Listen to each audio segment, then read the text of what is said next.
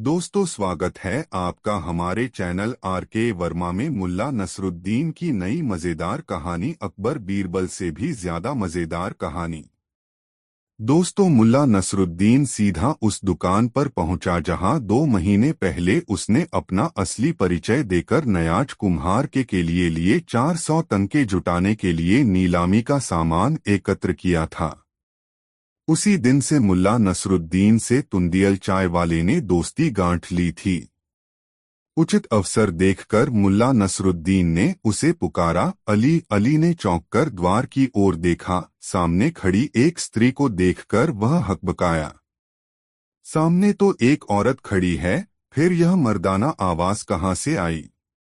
बुरके में से मुल्ला नसरुद्दीन पुनः बोला, अली, तुमने मुझे पहचाना नहीं? अल्लाह के बंदे, मुझे यूं न घूरो। क्या तुम्हें जासूसों की आशंका नहीं है? मैं हूं मैं। और फिर चारों ओर से नजरें बचाकर चाय वाला उसे चायखाने के पिछवाड़े एक भंडार में ले गया। वहां खाली केतलियां तथा ईंधन आदि रखा था। एकदम शांति थी वहां। धीरे से मुल्ला नसरुद्दीन फुसफुसाया, अली, मेरे गधे को तुम अपने पास रख लो। तुम इसे खिलाना पिलाना व तैयार रखना। मुझे कभी भी इसकी आवश्यकता पड़ सकती है। मैं आकर ले जाऊंगा। किसी को भी मेरा भेद पता नहीं लगना चाहिए। अली ने सावधानीपूर्वक द्वार बंद किया, फिर पलटकर पूछा, मगर तुमने यह जनानी पोशाक क्यों धारण की हुई है? इसलिए कि मैं महल जाऊंगा। चाय वाला चौंका। पागल हो गए हो क्या, जो जानबूझकर अपना सिर ओखली में देना चाहते हो? अली, मेरे भाई, यह काम मेरे लिए बहुत जरूरी है। तुम जल्दी ही समझ जाओगे कि ऐसी कौन सी मजबूरी है जो मैं यह जोखिम भरा कदम उठा रहा हूं। आओ मेरे दोस्त, मुझसे गले मिलो। न जाने। नहीं नहीं दोस्त, ऐसा मत कहो, चाय वाला बोला। तुम खुदा के नेक बंदे हो और जिस काम से भी वहां जा रहे हो उससे किसी का भला ही होगा। जो लोग दूसरों की भलाई के लिए जीते मरते हैं, अल्लाह उनका बाल भी बाका नहीं होने देता। उसने आंखों में आंसू लिए गले मिलकर उसे विदा किया। बाहर दुकान पर ग्राहक शोर मचाने लगे थे।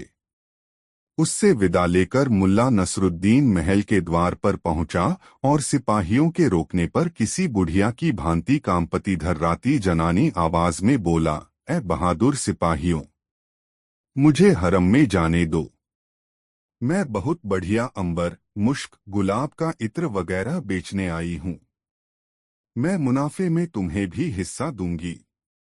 भाग जा बुढ़िया, भाग जा। एक सैनिक ने उसे झिड़का। बाजार में जाकर अपना सामान बेच शून्य। इस प्रकार अपने उद्देश्य में विफल होकर वह काफी गमगीन तथा उदास दिखाई दे रहा था। उसके पास समय बहुत कम था, क्योंकि दोपहर के बाद सूर्य धीरे धीरे डूब रहा था। उसने महल की चारदीवारी के चारों ओर चक्कर काटा, मगर एक छोटा सा छेद भी उसे किसी दीवार में न मिला। यहाँ तक कि नालियों पर भी इस्पात की जालियां लगी हुई थीं। मुल्ला नसरुद्दीन ने सोचा, मुझे महल में जाना ही होगा, इसके लिए चाहे मुझे कुछ भी क्यों न करना पड़े। यही संकल्प दोहराते हुए वह बाजार की ओर चल दिया। बाजार में एक तिराहे पर आकर वह इधर-उधर देखने लगा। चारों ओर चहल पहल थी। तभी एक आवाज उसके कानों में पड़ी। अभी अभी तुमने बताया था कि तुम्हारा शौहर तुम्हें बिल्कुल भी नहीं चाहता, वह तुम्हारे साथ हम बिस्तर भी नहीं होता और न ही तुमसे प्यार करता है। इस परेशानी का एक उपाय हो सकता है, लेकिन वह उपाय मुझे मुल्ला नसरुद्दीन से पूछना होगा। मुल्ला नसरुद्दीन इत्तफाक से आजकल यही है। तुम मुझे उसकी खबर दो कि वह कहाँ रह रहा है। वह और मैं मिलकर शीघ्र ही तुम्हारे शौहर को जल्दी ही ठीक रास्ते पर ले आएंगे। मुल्ला नसरुद्दीन ने इस आवाज के करीब जाकर देखा कि चेचकरू जासूस एक नमदे पर कुछ मनके बिखेर कर एक पुरानी सी किताब के पन्ने उलट रहा था। वह कह रहा था, ए औरत सुन, यदि तू मुल्ला नसरुद्दीन का पता न लगा सकी तो तेरा शौहर तुझसे हमेशा के लिए जुदा हो जाएगा और तुझ पर खुदा की लानत बरसेगी। मुल्ला नसरुद्दीन ने तय कर लिया कि इस नजूमी को सबक सिखाना पड़ेगा। हनमदे के सामने बैठ गया और बोला, दूसरों के भाग्य का हाल बताने वह वाले ए नजूमी, मेरे भी भाग्य का हाल बता। यह कहकर उसने उसके मन के बिखेर दिए। नजूमी को गुस्सा आ गया, ए औरत, तुझ पर खुदा की मार है, मौत अपना काला साया तेरे सिर पर डाले हुए है। हो यदि तू मुल्ला नसरुद्दीन का पता लगा सके तो तू है, तो तुझ पर से मौत का साया हट सकता है। उसके चारों ओर भीड़ लग चुकी थी। अच्छी बात है, मुल्ला नसरुद्दीन बोला, मैं मुल्ला नसरुद्दीन को ले आऊंगी। यह सुनते ही नजूमी बना चेचकरू जासूस चौंका, अच्छा, तो तू उसे कब तक मेरे पास ला सकती है?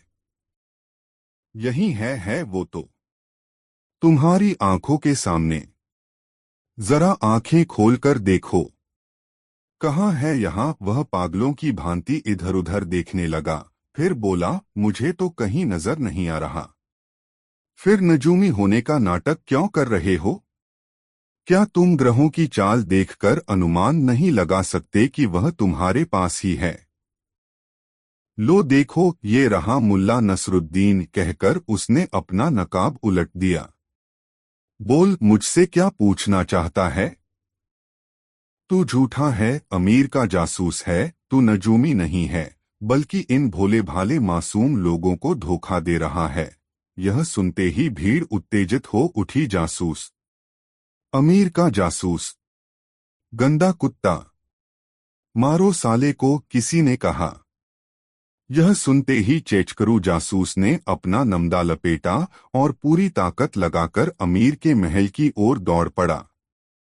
महल के मुख्य द्वार के पास एक सीलन युक्त कोठरी में ढेरों सिपाही अलसाए से बैठे थे।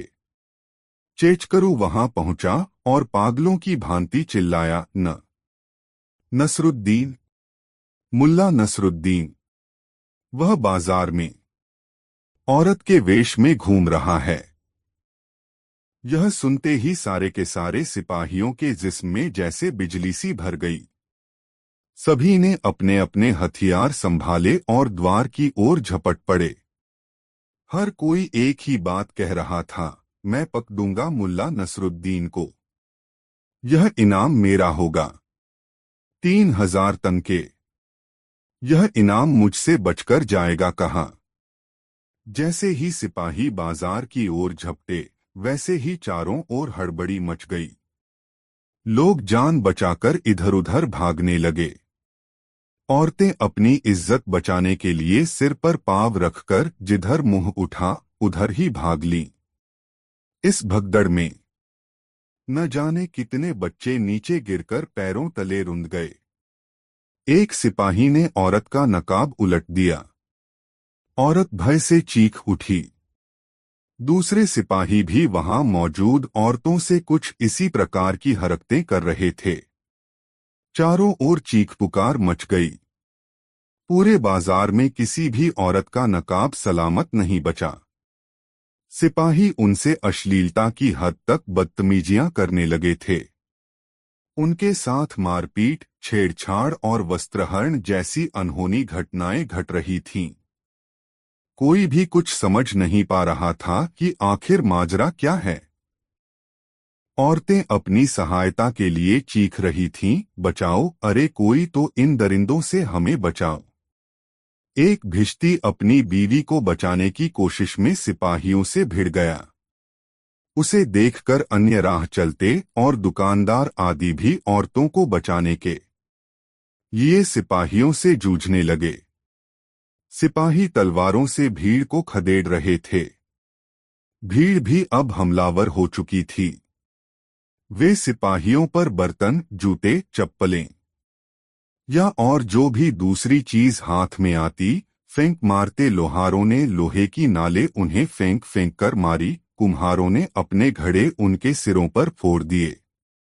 चाय वालों ने गर्म पानी से भरी केतलियां उन पर फेंकनी शुरू कर दी।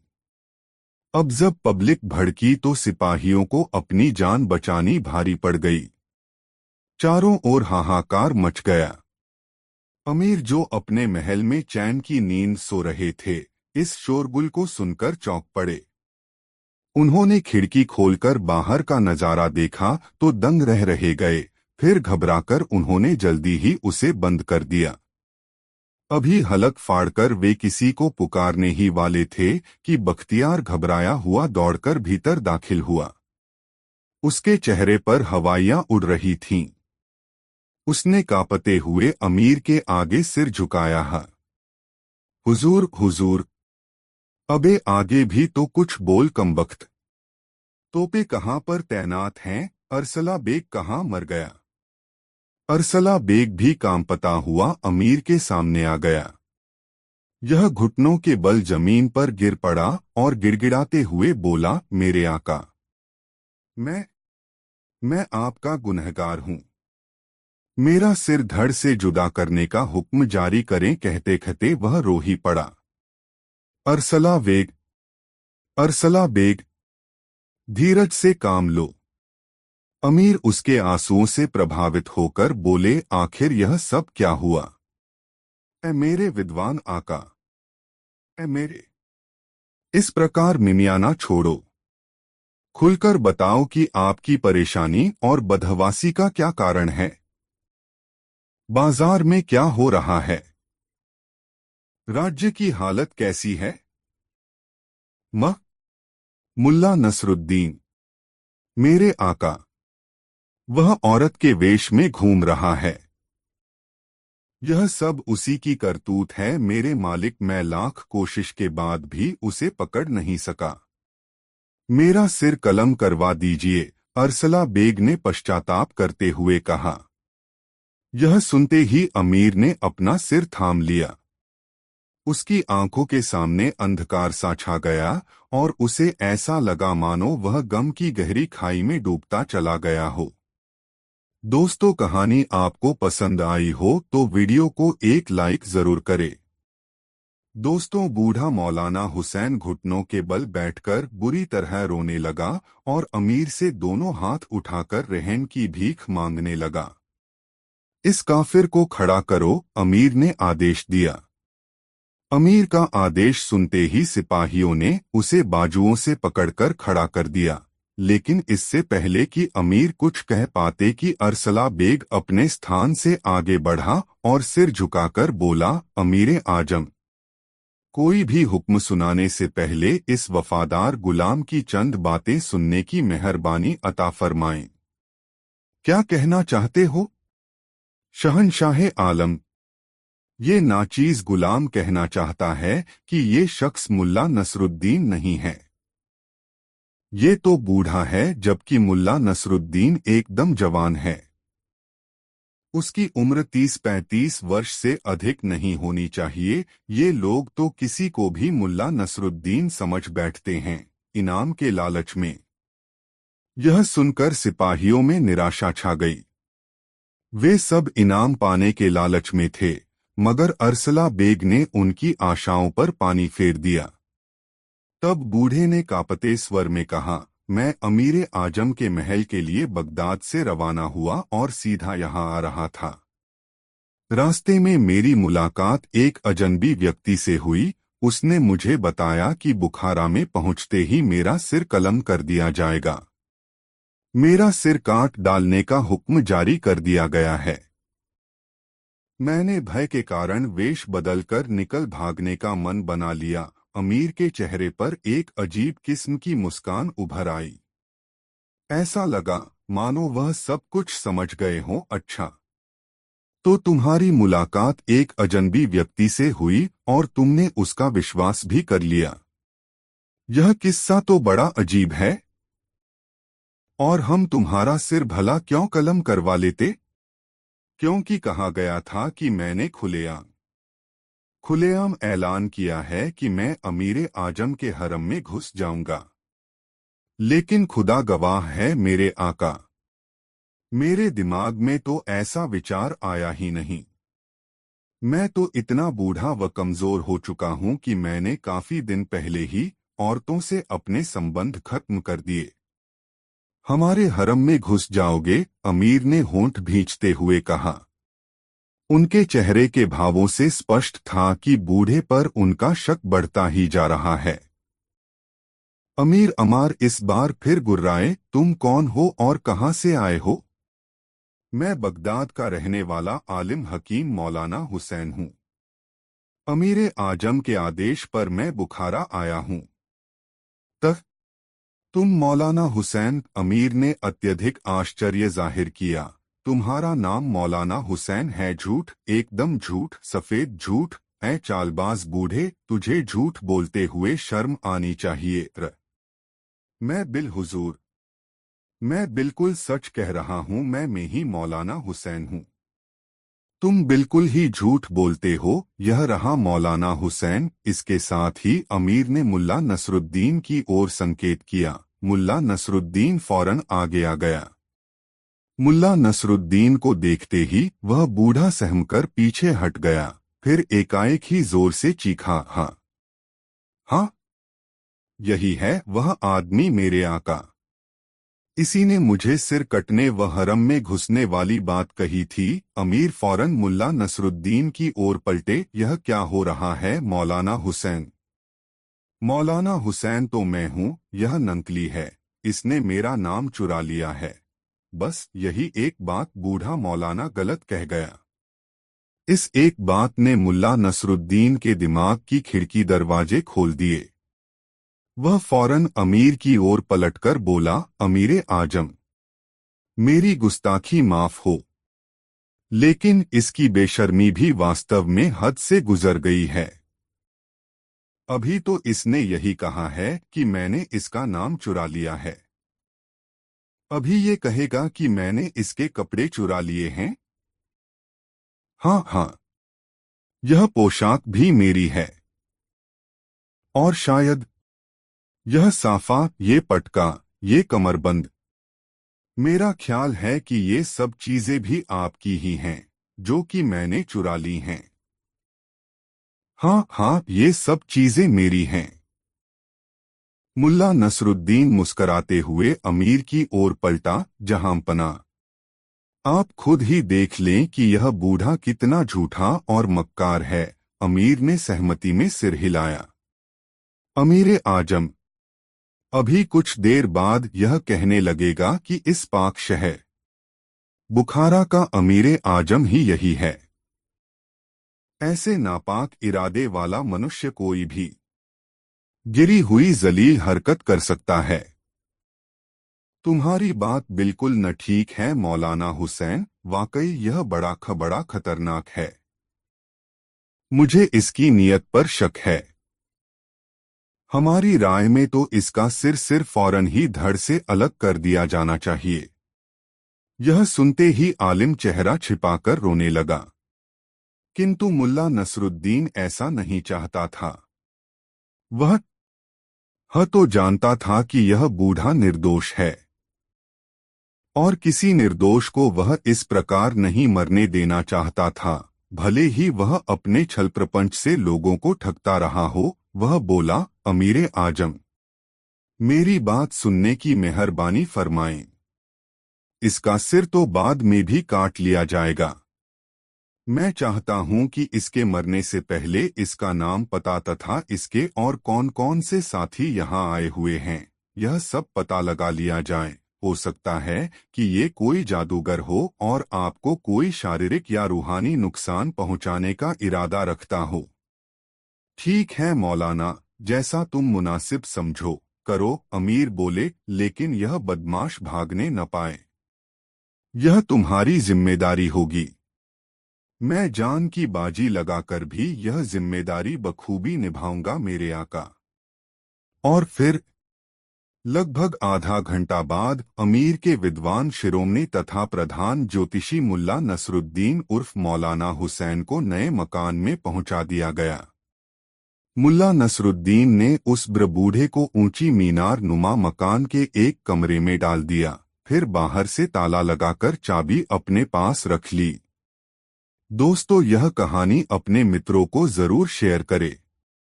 दोस्तों, उसने निर्णय कर लिया था कि अब जल्दी ही कुछ करना होगा। स्वच्छंद घूमने वाले मुल्ला नसरुद्दीन का अब उस महल में दम घुटने लगा था। रात होने लगी थी। बुखारा के मेहनतकश नागरिक खा पीकर सोने की तैयारियां करने लगे थे। मुल्ला नसरुद्दीन घूमने का बहाना करके महल से निकल आया था। बुखारा की गलियों में ठंडक व अंधेरा था। मुल्ला नसरुद्दीन अपने दोस्त अली के चायखाने की ओर चल दिया। रास्ते में उसने शाही शख्स होने के सभी चिन्ह अपनी पोशाक से उतार दिए। अब वह एक साधारण नागरिक की भांति था। द्वार पर दस्तक होते ही अली ने दरवाजा खोला, उसे पहचानते ही गले लगा लिया, फिर उसे लेकर वह गुप्त कक्ष में आ गया। वहां बैठकर मुल्ला नसरुद्दीन ने उसे महल के अंदर घटी सारी घटना बता दी और आगे का प्रोग्राम भी समझा दिया। सारी बात जानने समझने के बाद अली ने, मैं चायखाने में ही गुलजान की प्रतीक्षा में बैठा रहूंगा। तुम्हारे गधे पर हर वक्त जीन कसी रहती है। वह काफी मोटा ताजा हो गया है। गुलजान के लिए भी मैंने एक मर्दाना पोशाक और पगड़ी का बंदोबस्त किया हुआ है। अली उसकी बातें सुनकर मुल्ला नसरुद्दीन बोला, अली, मैं तुम्हारा ये एहसान जीवन भर नहीं भूलूंगा। यह समय इन बातों का नहीं है। मेरे दोस्त लोग केतली से कप में चाय डालते हुए अली ने कहा, चाय पियो और अपने ठिकाने पर पहुंचो। उस कक्ष और चायखाने के बीच पतला सा पर्दा पड़ा था, जिसके इस तरफ अंधेरा होने की वजह से इधर का कुछ भी दिखाई नहीं दे रहा था, मगर दूसरी ओर अर्थात चायखाने की तरफ रोशनी होने के कारण वहां के हर ग्राहक और उसकी एक एक हरकत को देखा जा सकता था। वे दोनों चाय पीने में मशरूफ थे कि तभी चायखाने की तरफ से चेचकरू जासूस की आवाज सुनाई दी।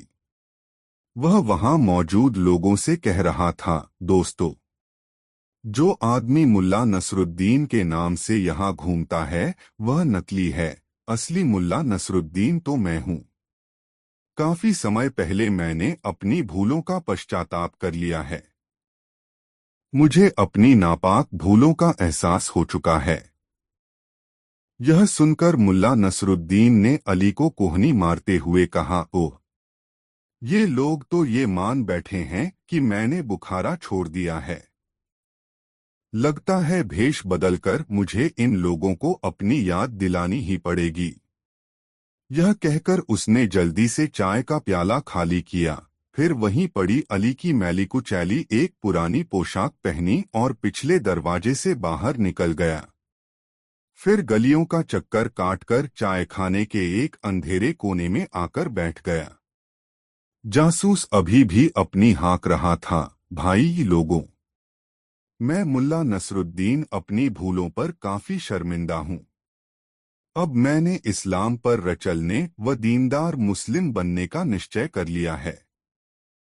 जब से मैंने अमीर के हुक्म की तामील करनी शुरू की है, तब से मुझे खुशियां ही खुशियां मिल रही हैं। ठीक तभी एक व्यक्ति बोला, ए मुल्ला नसरुद्दीन, लो चाय पियो। मैं कोकन से बुखारा आया हूँ। मैं तुमसे एक सवाल पूछना चाहता हूँ। हाँ हाँ, पूछो भाई, क्या पूछना चाहते हो? यदि मैं नहा रहा हूँ व मुअज्जिन की आवाज सुनाई दे तो मैं किस तरफ मुड़ूं? बेशक मक्का की तरफ, जासूस ने कहा। तभी अंधेरे कोने से एक स्वर उभरा, अपने कपड़ों की तरफ। घर तक नंगा जाने से बचने का एक यही उपाय है। यह सुनकर सभी मुंह छिपाकर हंसने लगे। कोने में यह कौन भिखमंगा बड़बड़ा रहा है? क्या मुल्ला नसरुद्दीन से मुकाबला करने का विचार है? मुल्ला नसरुद्दीन के मुकाबले तो मैं कुछ भी नहीं हूँ। वह व्यक्ति पुनः जासूस से मुखातिब हुआ, ए पाक मुल्ला नसरुद्दीन, मैं यह जानना चाहता हूं कि इस्लाम के मुताबिक मय्यत में शामिल होने के लिए ताबूत के आगे रहना चाहिए या पीछे। इससे पहले कि जासूस कोई उत्तर दे पाता, कोने से पुनः आवाज आई, यदि तुम खुद ताबूत में नहीं हो तो आगे रहो या पीछे, इससे कोई फर्क नहीं पड़ता। इस उत्तर पर लोग ठहाका लगाकर हंस पड़े। मुल्ला नसरुद्दीन बना जासूस तिलमिलाकर बोला, अबे नामुराद, तेरा नाम क्या है? कौन है तू? मैं बहुत देर से तेरी बकबक सुन रहा हूँ, कहीं अपनी जान से हाथ तो धोना नहीं चाहता? फिर वह लोगों की ओर मुखातिब हुआ, मैं चाहूँ तो इसे एक ही जवाब बसे चुप कर सकता हूँ, लेकिन यह वक्त गंभीर बातों पर चर्चा करने का है, किसी मूर्ख की छींटाक्षी पर ध्यान देने का नहीं।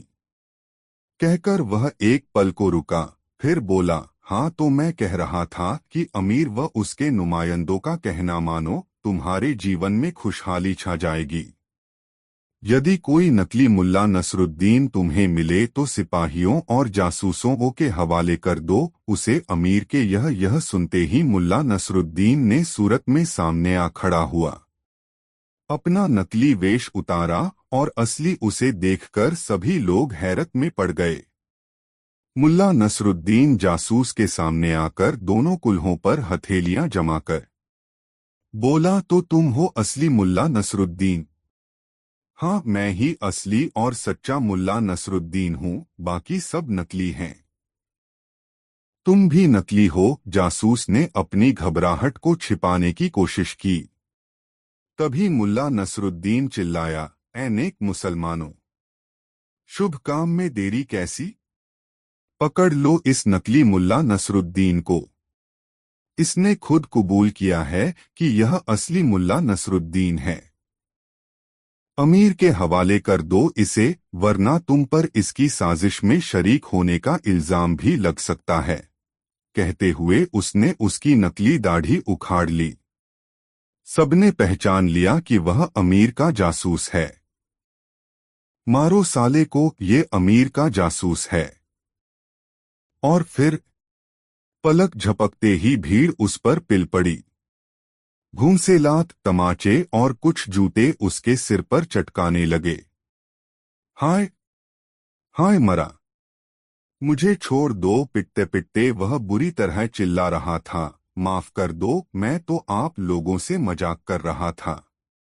मगर लोग यह जानकर और अधिक भड़क उठे कि वो उन्हें हैं बेवकूफ बना रहा था।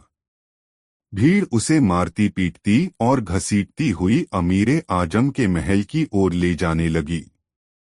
मुल्ला नसरुद्दीन अपना काम करके और अपनी मौलाना वाली पोशाक पहनकर महल की ओर चल दिया। मुल्ला नसरुद्दीन ने महल में पहुंचकर देखा कि चेचकरू जासूस जमीन पर पड़ा जख्मी हालत में कराह रहा है। उसके पास लालटेन लिए अरसला बेग खड़ा। क्या बात है अरसला बेग? बड़ी ही नम्रता से मुल्ला नसरुद्दीन उर्फ मौलाना हुसैन ने पूछा, इतनी रात गए कैसे परेशान हो? बहुत बुरी खबर है मौलाना हुसैन साहब। वह बदमाश मुल्ला नसरुद्दीन फिर से बुखारा लौट आया है। उसने देखिए धरती पर पड़े चेचकरू। जासूस की ओर इशारा करके कहा, देखिए उस काफिर ने हमारे सबसे होशियार जासूस की क्या हालत की है। मेरा यह जासूस मेरे ही हुक्म से खुद मुल्ला नसरुद्दीन बनकर लोगों में अमीर की वफादारी और मजहब की बातें बता रहा था, मगर उसका नतीजा यह निकला। तौबा तौबा। जासूस अपने जिस्म को सहलाते हुए बोला, मेरे बाप की तौबा जो अब मैं इस नामुराद के मामले में पड़ूं। मैं तो अब यह शहर ही छोड़कर चला जाऊंगा। शुक्र कर पाजी। उसकी हालत देखकर मुल्ला नसरुद्दीन दिल ही दिल में बोला, अगर महल कुछ दूर होता तो लोगों ने तुझे जिंदा नहीं छोड़ना था। दोस्तों, यह कहानी आपको कैसी लगी कमेंट करके जरूर बताएं। चार दोस्तों मुल्ला नसीरुद्दीन अपनी बेगम के साथ अपने पुश्तैनी मकान में रहता था। मकान बहुत पुराना था और जीर्ण शीर्ण अवस्था में पहुंच चुका था। बरसात के दिन थे। आसमान में बादल छाए हुए थे। हल्की बूंदाबांदी हो रही थी। बुजुर्गों का अनुमान था कि कभी भी घनघोर वर्षा हो सकती है। बारिश के दिनों में मुल्ला सी थी। छत से रिसाव होता रहता था। घर की चीजें बारिश के पानी से गीली होकर खराब होने लगती थीं। वह हर बरसात में मुल्ला नसीरुद्दीन को मकान की मरम्मत कराने के लिए कहती, मगर मुल्ला नसीरुद्दीन की कमाई इतनी नहीं थी कि वह अपने मकान की मरम्मत करा सके। इधर छत के रिसाव को लेकर मुल्ला और उसकी पत्नी के बीच रोज चकचक हो रही थी। जितनी जोर से वर्षा होती उतनी जोर से मुल्ला की पत्नी चीखती चिल्लाती। आज सुबह साइबान में उसका पाँव फिसल गया, तब उसने मुल्ला नसीरुद्दीन को खपती और निठल्ला कहकर कोसा। मुल्ला नसीरुद्दीन के लिए खपती और निठल्ला संबोधन असह्य हो गया और वह बारिश की परवाह किए बगैर अपने घर से बाहर निकल गया। बहुत देर तक मुल्ला नसीरुद्दीन गांव की गलियों में बेचैन सा घूमता रहा। गांव के एक कोने में उसने एक मकान बनता देखा तो यह जानने के लिए उत्सुक हो उठा कि आखिर एक मकान बनाने के लिए कितने पैसों की जरूरत होगी। वह मन ही मन कुछ सोचता हुआ निर्माण स्थल के पास चला आया। उस समय भी हल्की बारिश हो रही थी। मुल्ला नसीरुद्दीन पानी से तरबतर हो रहा था। मुल्ला निर्माणाधीन मकान के अहाते में घुस आया और छज्जे के नीचे आकर खड़ा हो गया, मानो वह पानी से बचने के लिए वहां आ गया हो। थोड़ी देर के बाद उसे पीछे से किसी ने टोका, तुम मुल्ला नसीरुद्दीन हो न? मुल्ला नसीरुद्दीन पीछे से आई आवाज सुनकर बैंक गया और पीछे मुड़कर देखा। उसकी आंखों के सामने एक संभ्रांत वृद्ध मुस्कुराता हुआ खड़ा था। उसकी सफेद शफ्फाफ दाढ़ी में अजीब सी चमक थी। बाल भी सफेद थे और भौहें भी सफेद थीं। वह चमकीला सफेद रेशमी लिबास पहने हुए था। मुल्ला नसीरुद्दीन ने गौर किया तो उसे उस वृद्ध की मुस्कान जानी पहचानी लगी। ज़ेहन पर जोर देने पर उसके मुंह से बेसाख्ता निकला, अरे आप कलीमुल्लाह चाचा। बूढ़े ने हंसते हुए हाँ की मुद्रा में गर्दन हिलाई और अपनी बाहें फैला दी। मुल्ला नसीरुद्दीन भी दौड़कर उस वृद्ध से लिपट गया। यह इत्तफाक मुल्ला नसीरुद्दीन और कलीमुल्लाह दोनों के लिए सुखद था। कलीमुल्लाह उसके पिता के मित्र थे। जिस साल उसके पिता का निधन हुआ था उसी साल कलीमुल्लाह अपने बेटे के पास अरब चले गए थे। उनका इकलौता बेटा अरब में जाकर बस गया था और वहीं लकड़ियों के कारोबार में लगा हुआ था। कलीमुल्लाह के साथ उनकी बेगम भी अरब चली गई थीं। इस गांव में उनकी इफरात संपत्ति लावारिश पड़ी थी। 3 साल पहले कहीं से मुल्ला नसीरुद्दीन को खबर मिली कि कलीमुल्लाह चाचा की बेगम का निधन हो गया है। उस दिन वह बहुत उदास हो गया था। वह कलीमुल्लाह साहब की बेगम को चाची जान कहा करता था। वे उसको बहुत प्यार करती थी। अपने बेटे और उसमें वे कोई फर्क नहीं करती थीं। लेकिन कलीमुल्लाह चाचा कब आए और यहाँ क्या कर रहे हैं, इसके बारे में वह कुछ नहीं जानता था। कलीमुल्लाह उसे बाहों के घेरे में लिए उसका ललाट चूम रहे थे। अपनी तलहथियों में उसके चेहरे को समोकर कलीमुल्लाह ने कहा, खुदा का लाख लाख शुक्र है बेटे कि उसने तुम्हें मेरे पास भेज दिया। तुमसे मुलाकात करने की ख्वाहिश थी मगर आते ही अपने तीनों मकानों को दुरुस्त कराने में लग गया। रहने वाला कोई नहीं, मगर क्या करूं, बाप दादाओं की अर्जित संपत्ति को बर्बाद होता भी तो नहीं देख सकता। और यह काम ऐसा है कि अपनी नजर के सामने कराई जाए तो उसकी बात ही कुछ और होती है।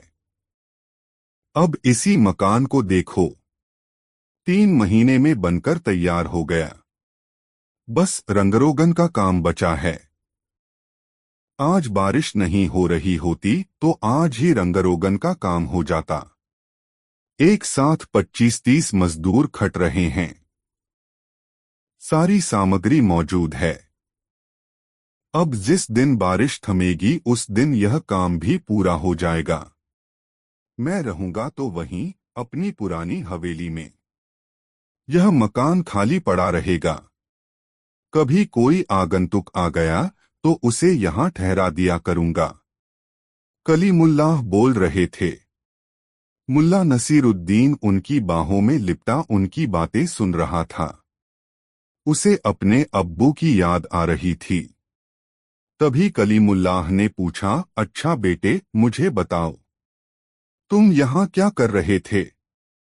कुछ परेशान से भी दिख रहे हो। बताओ क्या बात है? मुल्ला नसीरुद्दीन ने मासूमियत से अपनी बेगम की नाराजगी और पुश्तैनी मकान की बदहाली का जिक्र करते हुए कहा, जब बेगम का बोलना बंद नहीं हुआ तब सुकून के लिए मैं खुद निकल गया और बेख्याली में चलता रहा।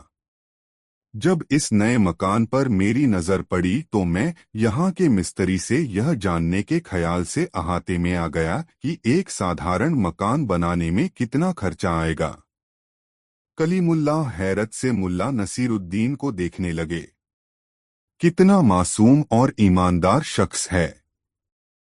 इस जमाने में ऐसे भी शख्स हो सकते हैं, इसका ख्याल तो कभी तसव्वुर में भी नहीं आया।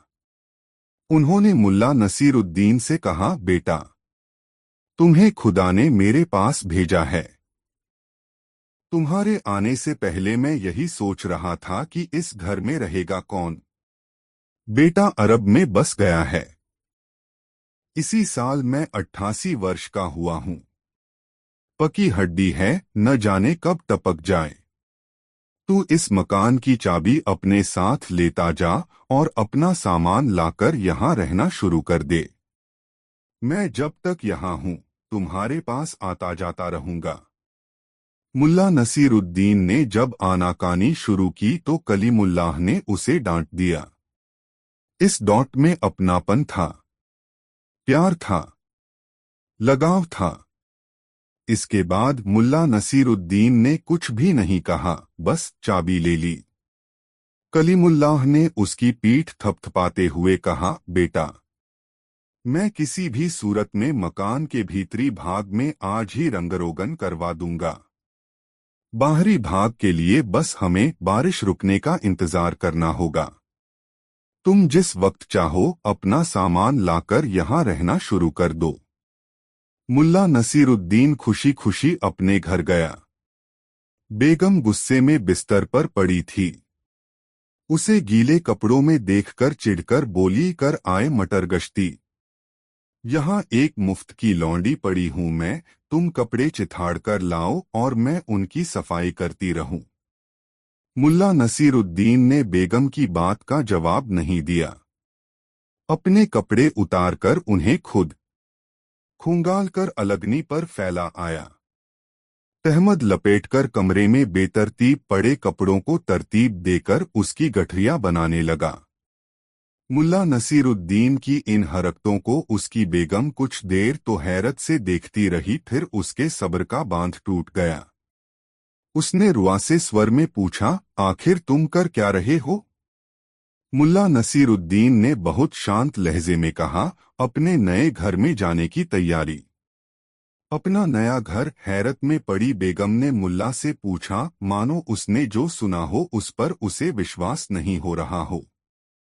हाँ बेगम, अपना नया घर? इस बार मुल्ला नसीरुद्दीन की आवाज में शोखी थी। उसने कलीमुल्लाह चाचा से मुलाकात का सारा वाकया अपनी बेगम को कह सुनाया और अपनी जेब से मकान की चाबी निकालकर दिखाई।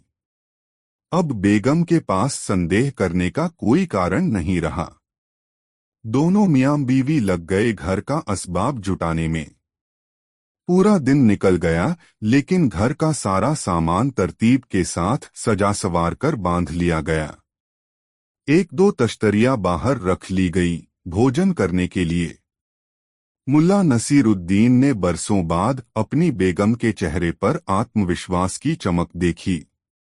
घर का सामान बांधने का काम जब पूरा हो गया तब बेगम ने मुल्ला नसीरुद्दीन से पूछा, वह घर कैसा है? कितना बड़ा है? मुल्ला नसीरुद्दीन ने हंसकर कहा, महल जैसा होता है वैसा है। चाचा ने हर कमरे में जरूरत के मुताबिक फर्नीचर भी लगवाए हैं। समझो कि अलग से कुछ भी नहीं लेना है। मैं तो उस घर को सजाकर रखूंगी, कल्पना में डूबती सी उसकी बेगम बोली। ठीक है, जैसे रखना है वैसे रखना, मगर अभी यह सोचो कि सामान तो हमने बांध लिया है। आखिर यह सामान जाएगा कैसे? मुल्ला नसीरुद्दीन ने पूछा। क्यों, सामान ले जाने में क्या दिक्कत है? बेगम ने पूछा। दिक्कत ही दिक्कत है बेगम। आखिर सामान ले जाने वाले को कुछ मजदूरी तो देनी पड़ेगी। जेब में तो एक धेला भी नहीं है। खैर, कल दिन साफ रहा, बारिश नहीं हुई, तब बाजार में जाकर किसी से कुछ काम मांग लूंगा। और इसके बाद दोनों मियां बीवी भोजन करके सो गए। मध्य रात्रि के बाद कुछ खटपट की आवाज से मुल्ला नसीरुद्दीन की नींद खुल गई। उसने बिस्तर पर पड़े पड़े देखा कि 4-5 आदमी घर में बांधकर रखे गए सामानों के गट्ठरों को उठाकर बाहर ले गए और उसी सड़क पर जाने लगे जिसके अंत में कलीमुल्लाह चाचा का वह निर्माणाधीन मकान था। चोर इत्मीनान से सिर पर गट्ठर उठाए तेज गति से बढ़े जा रहे थे। कुछ देर के बाद वह निर्माणाधीन मकान आ गया। तब मुल्ला नसीरुद्दीन ने बुलंद आवाज में चोरों से कहा, हाँ तो भाइयों, अब ये गट्ठर बाईं तरफ वाले मकान में ले चलो। मुल्ला की आवाज सन्नाटे में गूंजी और चोर डर के मारे सड़क पर ही सामान पटककर वहां से भागने लगे। मुल्ला ने चीखकर कहा, अरे भागते क्यों हो? अपनी मजदूरी तो लेते जाओ। मगर चोर रुके नहीं, भागते ही रहे और मुल्ला की नजरों से ओझल हो गए। मुल्ला नसीरुद्दीन ने जेब से चाबी निकाली, घर का फाटक खोला और बारी बारी से सारे गट्ठर उठाकर घर में रखकर फिर मकान के फाटक पर ताला लगाया और अपने घर आ गया। सबेरा हो चला था। बेगम जग गई थी। मुल्ला को देखते ही उसने पूछा, कहाँ चले गए थे? मुल्ला ने हंसते हुए कहा, सामान नए घर में रखने गया था। अब तुम भी चलो, वहीं हाथ मुंह धोना। बेगम आश्चर्य से मुल्ला नसीरुद्दीन को देखे जा रही थी। दोस्तों, यह मजेदार कहानी आपको कैसी लगी कमेंट में जरूर बताएं और चैनल सब्सक्राइब करना ना भूले। 3 फसल का बंटवारा बहुत मजेदार कहानी। अजमल खां बुखारा के सूबेदार का मुहलगा रयत था। चापलूसी करने में उसका कोई सानी नहीं था। सूबेदार की हाँ में हाँ मिलाने वालों में उसका स्थान अव्वल था। काजी असलम मियां भी सूबेदार के ऐसे खास लोगों में शुमार किया जाता था जो सूबेदार के एक संकेत पर झूठ को सच या सच को झूठ करार दे सकता था।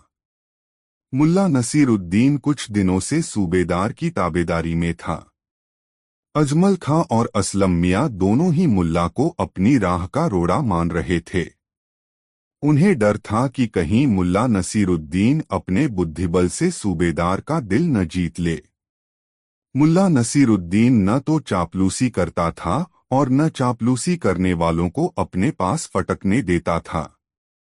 अजमल खां अपनी चापलूसी की बदौलत सूबे की रेती जमीन के कई टुकड़ों पर खेती करने का अधिकार सूबेदार से हासिल कर चुका था। सूबेदार अपनी प्रशंसा से खुश होने वाला इंसान था और अजमल खां उसकी इस कमजोरी का खूब लाभ उठाता था।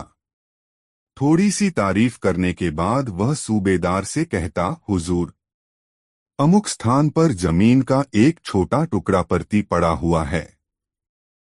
धरती तो वह भली जो अन्न उगाती हो। बंजर धरती से राज्य का नुकसान ही होता है। इससे बड़ा अपशकुन किसी राज्य के लिए कोई दूसरा नहीं हो सकता। आप कहें तो हुजूर, मैं उस परती जमीन पर हल चलवाऊं, उस बंजर धरती में फसलें उगाऊं। उस चापलूस की बात सुनकर सूबेदार कहता, हाँ हाँ, क्यों नहीं, मैं काजी को बोल दूंगा।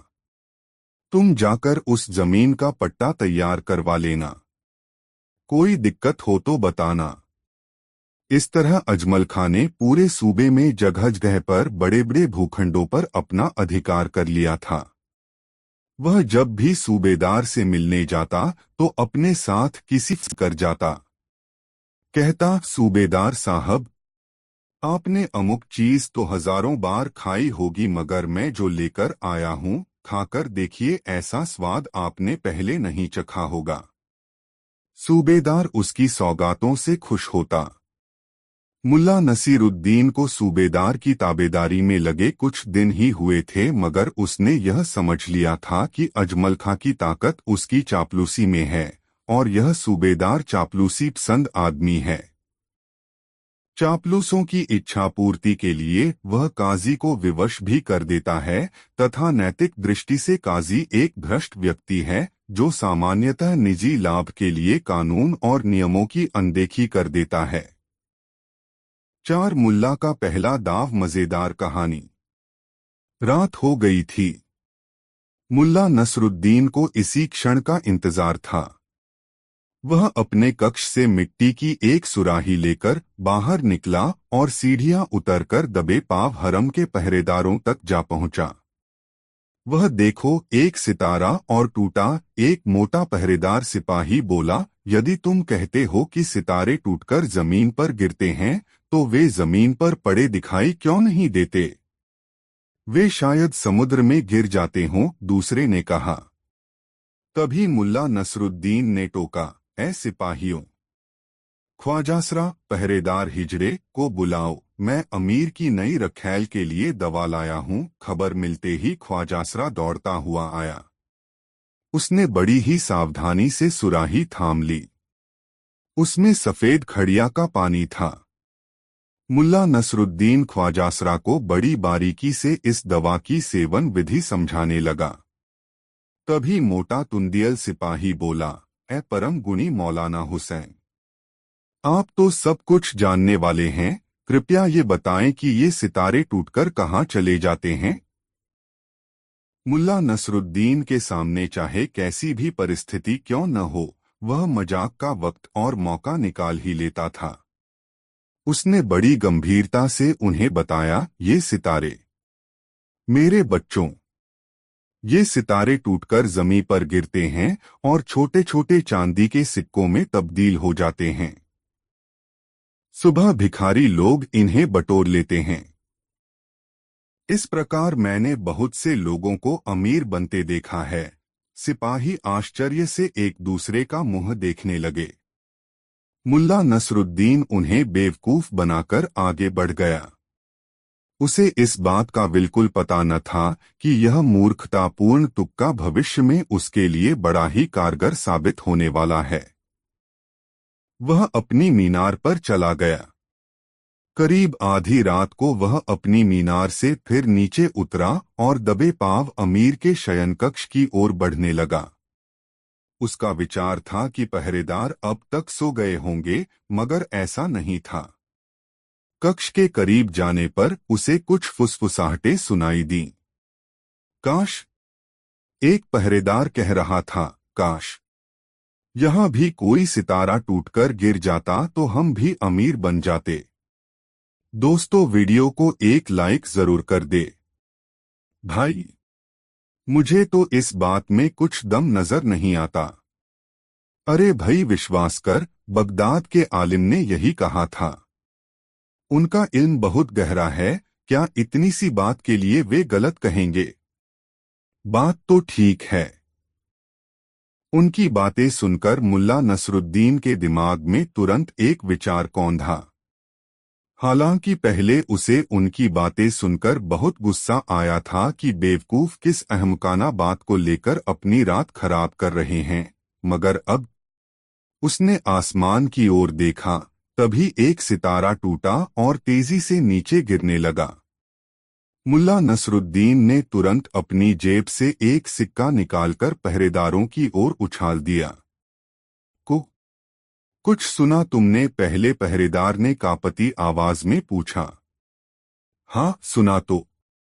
तभी मुल्ला नसरुद्दीन ने दूसरा सिक्का फेंका। दोनों पहरेदारों ने पलटकर उस ओर देखा। फिर झपटकर उसे कब्जाने के लिए पेट के बल उस पर लेट गया। दूसरा दूसरे सिक्के की ओर लपका। इस मौके का भरपूर फायदा उठाया मुल्ला नसरुद्दीन ने। उसने एक मुट्ठी सिक्के वहां से कुछ आगे की ओर उछाल दिए।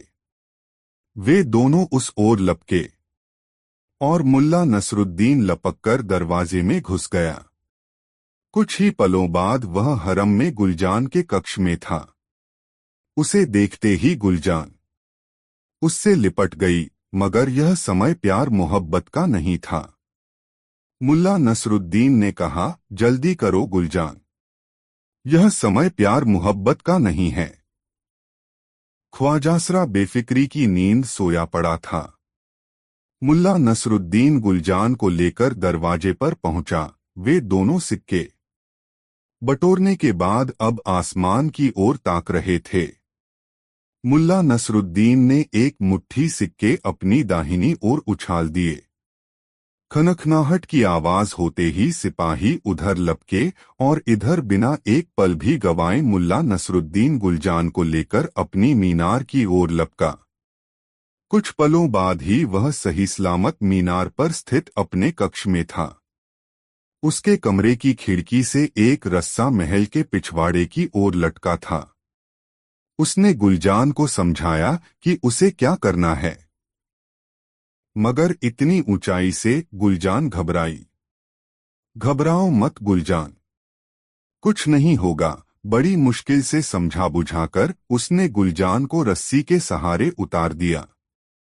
हामफती कामपति गुलजान नीचे उतरने लगी और जब उसके पांव जमीन पर टिक गए तो मुल्ला नसरुद्दीन ने खिड़की पर आधा झुककर फुसफुसाया, जाओ गुलजान, वहीं जाना जहां मैंने तुम्हें बताया है। गुलजान तेजी से एक ओर भाग गई। दोस्तों, वीडियो को एक लाइक जरूर कर दे। 6 मुल्ला की लिखावट नई मजेदार कहानी। मुल्ला नसीरुद्दीन की अपने गांव में बड़ी ख्याति थी। उसे लोग विद्वान मानते थे। मुल्ला कितना पढ़ा लिखा था यह कोई नहीं जानता था, मगर उसकी हाजिर जवाबी के कायल थे उसके गांव के लोग। बचपन में मदरसे से गायब रहने के लाख बहाने होते थे उसके पास। मदरसे के मौलवी के प्रश्नों का जिस कुशलता से उत्तर देकर वह कक्षा से गायब रहने का दंड भुगतने से बच जाता था, उसकी दूसरी मिसाल खोजने से भी नहीं मिलेगी। बस अपनी कुशाग्र बुद्धि और हाजिर जवाबी के कारण वह बचपन में ही होनहार मान लिया गया था और उसी के बूते जवानी में विद्वान कहा जाने लगा। मुल्ला नसीरुद्दीन पढ़ता लिखता न भी हो, मगर पढ़ने लिखने वाला दिखता अवश्य था। उसकी नुकीली दाढ़ी और नोकदार टोपी उसके बुद्धिजीवी होने की गवाही देते थे।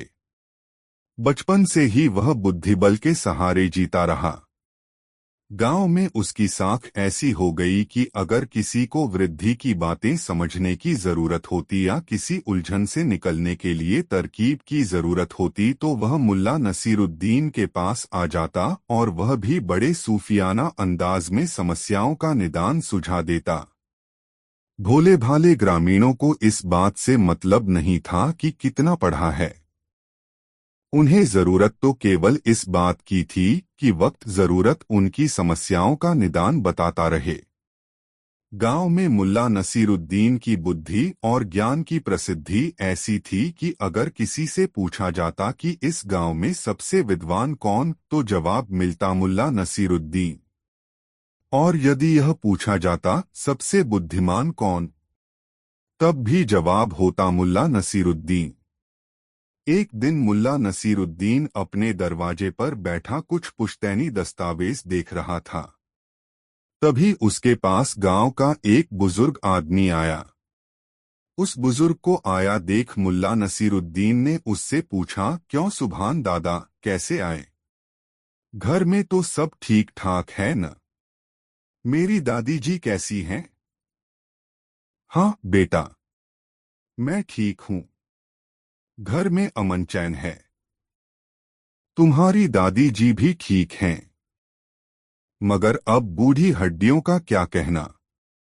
अभी ठीक हैं। तो ठीक है, 2 पल के बाद क्या होगा, कौन जाने, बुजुर्ग ने कहा।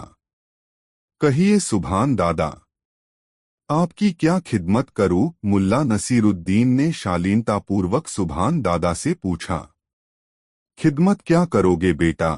बस एक खत मेरे कलीमुल्लाह के नाम लिख दो। वह आबुधाबी गया हुआ है कमाने।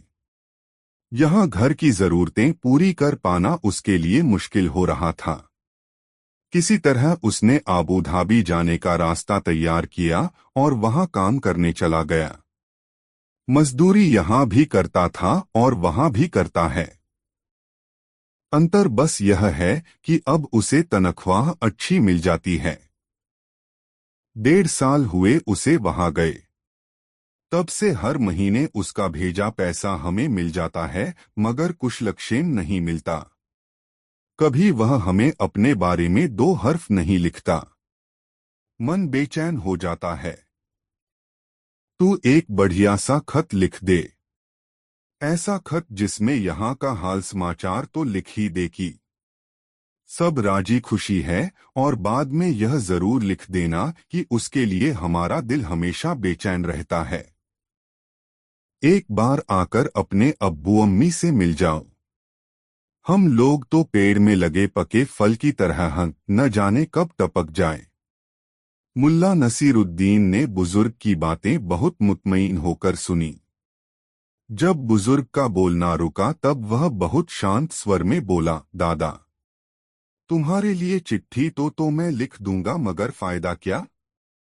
मुझे आबूधाबी तो अभी जाना ही नहीं है।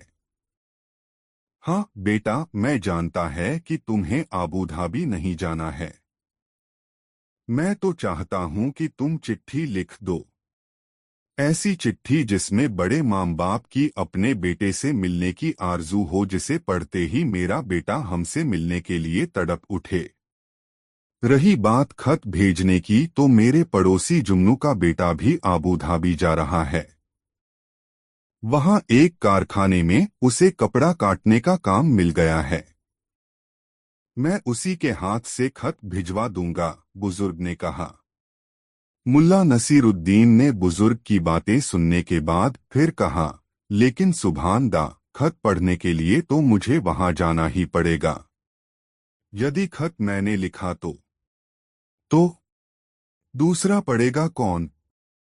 अरे बेटा, मेरा कलीमुल्लाह खुद पढ़ा लिखा और बेहद समझदार नौजवान है। तुम बस खत लिख दो, मैं जुम्नू के बेटे के हाथ से वह खत भेज दूंगा। वह खुद पढ़ लेगा तुम्हारा लिखा खत। सुभान दादा ने मुल्ला नसीरुद्दीन की चिरौरी सी करते हुए कहा। अरे सुभान दा, मैं जानता हूँ तुम्हारा बेटा पढ़ा लिखा और होनहार है। मुझे उसके पढ़े लिखे होने पर जरा भी संदेह नहीं है। मजबूरी यह है कि मेरा लिखा कुछ ऐसा होता है कि दूसरे उसे पढ़ ही नहीं सकते। अपना लिखा केवल खुद मैं पढ़ सकता हूँ। इसीलिए तुम्हें बता रहा हूँ कि यदि मैंने खत लिखा तो उसे पढ़ने के लिए मुझे ही आबूधाबी जाना पड़ेगा। इसके अलावा कोई चारा नहीं है। और फिलहाल मुझे आबूधाबी जाने की कोई जरूरत नहीं है, मुल्ला नसीरुद्दीन ने सुभान दादा से कहा और फिर गंभीरता से अपने पुश्तैनी दस्तावेज देखने लगा। वह बुजुर्ग कुछ देर तक मुल्ला नसीरुद्दीन के पास खड़ा रहा, फिर बुदबुदाता हुआ वहां से चल दिया कि ऐसी लिखावट का फायदा ही क्या जिसे दूसरा पढ़ ही नहीं सके। दोस्तों, वीडियो को एक लाइक जरूर कर दे। साथ मुल्ला की सीख मजेदार स्टोरी। मुल्ला नसीरुद्दीन का हर काम लाजवाब होता था। उसने एक बार अपने घर के कामकाज के लिए एक नौकर रखा। नौकर रखने के बाद मुल्ला नसीरुद्दीन ने सोचा यह नौकर अभी से अपने काम के प्रति सतर्क रहे, यह जरूरी है। जरूरी यह भी है कि यह मुस्तैदी से काम करे और अपने काम के प्रति कभी लापरवाह नहीं हो। वह सोचने लगा ऐसा क्या किया जा सकता है जिससे यह नौकर आज से, अभी इसी वक्त से ऐसा हो जाए कि इससे कभी कोई गलती न हो। सोचते सोचते मुल्ला को कुछ ख्याल आया और उसने फौरन नौकर को बुलाया। नौकर सकुचाता हुआ उसके पास आया तो उसने कहा, देखो, सामने मिट्टी का घड़ा रखा है। उस घड़े में पानी। आदेश मिलते ही नौकर घड़ा लेने के लिए मुड़ा। तभी मुल्ला नसीरुद्दीन ने कहा, अबे ठहर, पहले मेरी बात अच्छी तरह सुन ले। मुझे काम में कोई भी गड़बड़ी बर्दाश्त नहीं होती। मुल्ला यह बात बहुत तैश में बोल रहा था। उसके बोलने का ढंग ऐसा था मानो नौकर ने कोई गलती कर दी हो। गुस्से से तिलमिलाते हुए मुल्ला नसीरुद्दीन ने नौकर से कहा, खबरदार, यदि घड़ा फूटा तो तेरा सिर फोड़ दूंगा, समझा, गधा कहीं का। इतना कहते हुए मुल्ला नसीरुद्दीन ने नौकर के गाल पर एक जोरदार तमाचा जड़ दिया। अभी नौकर ने घड़ा हुआ भी नहीं था और उसके फूटने के एवज में उसके गाल पर तमाचा पड़ चुका था। उसकी समझ में कुछ नहीं आया कि किस कसूर की सजा उसे मालिक ने दी है।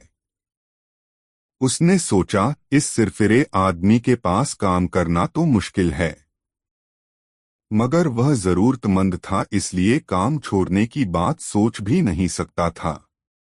उसने सहमते हुए मुल्ला नसीरुद्दीन से पूछा, मगर मालिक, मैंने तो अभी घड़ा हुआ भी नहीं है, आखिर आपने मुझे क्यों मारा? अबे मूर्ख, मुल्ला नसीरुद्दीन ने नौकर से कहा, मैं भी जानता हूं कि घड़ा सही सलामत है। मैं तो तुम्हें यह बता रहा था कि तुम्हारी लापरवाही के कारण कोई चूक हो जाए तब तुम्हारे साथ कैसा सलूक किया जाएगा। तू ही बता, जब घड़ा टूट ही जाता तब तुम्हें सजा देकर मुझे क्या हासिल होता?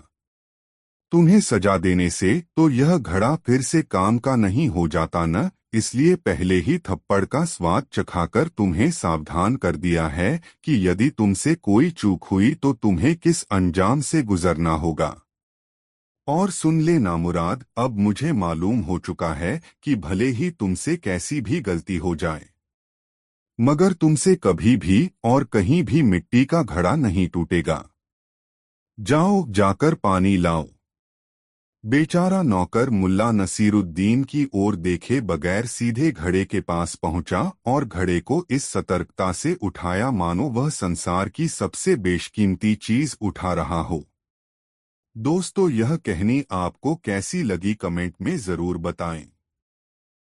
दोस्तों, मुल्ला नसीरुद्दीन को अपनी दिलचस्प हरकतों से अच्छी ख्याति मिल गई थी और असल में उसकी मशहूरियत की असली वजह उसके काम करने के अटपटे अंदाज के प्रति गहरी रुचि ही थी, वरना मुल्ला नसीरुद्दीन था तो एक अदना इंसान ही।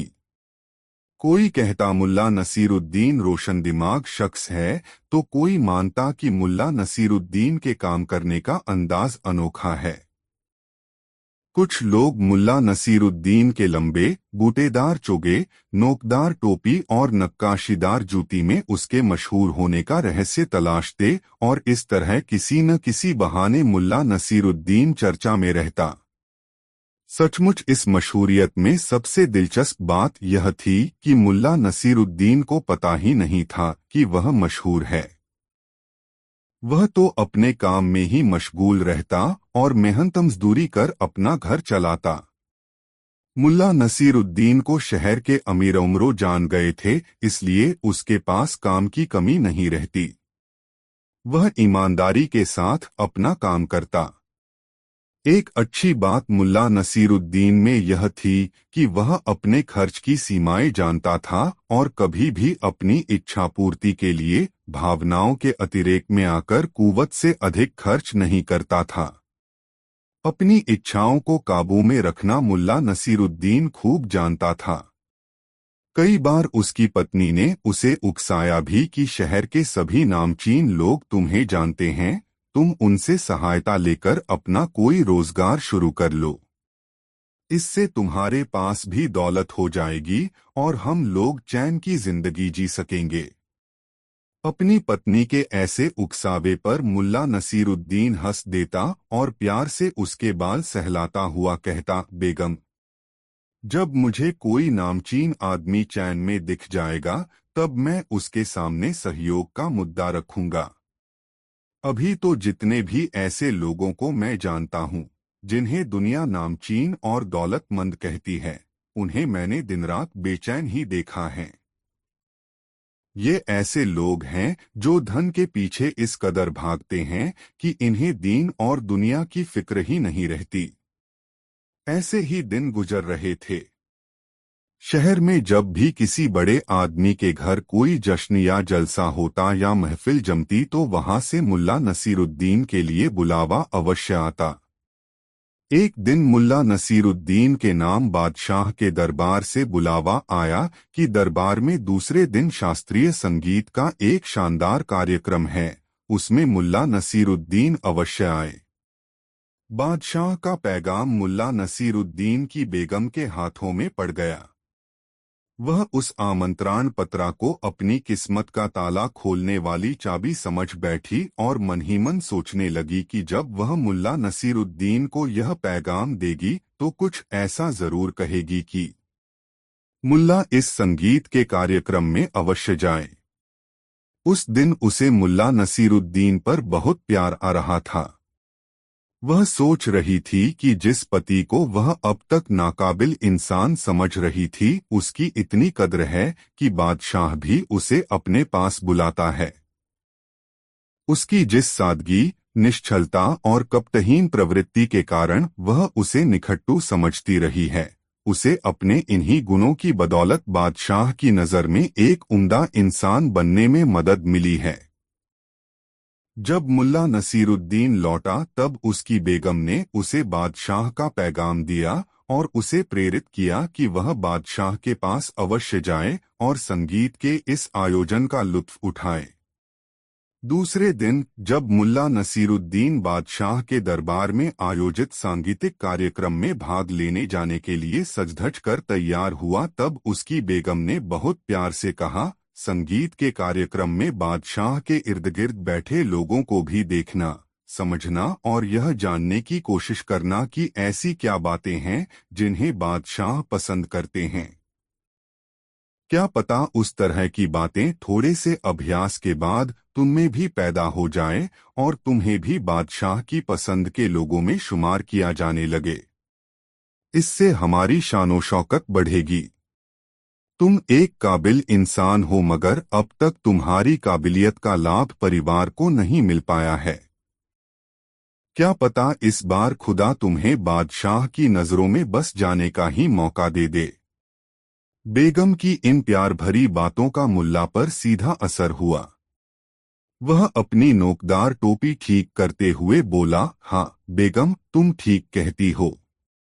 इस बार मैं गौर करूंगा कि किन बातों से बादशाह अधिक प्रभावित होता है। इतना कहकर वह बादशाह के दरबार की ओर चल पड़ा। जिस समय मुल्ला नसीरुद्दीन दरबार में पहुंचा, उस समय कार्यक्रम आरंभ नहीं हुआ था। मुल्ला को दरबार में प्रवेश के समय सलाम करने वालों की कमी नहीं थी। मुल्ला नसीरुद्दीन को ले जाकर आगे के तख्त पर बैठाया गया। मुल्ला के तख्त के पास ही बादशाह के बैठने की जगह बनी हुई थी। बादशाह के तख्त के ठीक सामने वह मंच बना था जहां संगीत का कार्यक्रम होना था। थोड़ी देर में ही दरबार खचाखच भर गया और मंच पर कलाकार भी आ गए और अपने साजो सामान के साथ साजिंदे भी। सबसे अंत में बादशाह आए और अपने लिए निर्धारित स्थान पर बैठ गए। कार्यक्रम प्रारंभ हुआ। एक गायक ने तान छेड़ी। उसके पार्श्व में सारंगी, तबला और तानपूरा लेकर बैठे कलाकारों की उंगलियां थिरकने लगीं। संगीत की स्वर लहरियों में दरबार में बैठे लोग डूबने उतराने लगे। मुल्ला नसीरुद्दीन ने इससे पहले कभी शास्त्रीय संगीत नहीं सुना था, जिसके कारण मंच से आ रही की ध्वनि में उसकी कोई रुचि नहीं थी।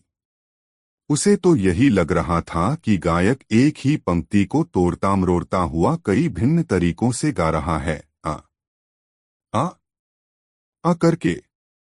मुल्ला की रुचि बादशाह को देखने में अधिक थी। बादशाह आंखें बंद किए झूम रहा था। उसकी गर्दन गायकी के साथ साथ ऊपर नीचे दाएं बाएं झटके ले रही थी। मुल्ला ने समझ लिया कि बादशाह संगीत की लय में डूब गया है और संगीत की मस्ती में ही खोया हुआ है। गायक इस राज्य का मशहूर शास्त्रीय संगीत गायक था और उसकी गायकी बादशाह को मस्त कर चुकी था। देखना था कि महफिल में बादशाह किस तरह के लोगों की बातों से प्रभावित होता है।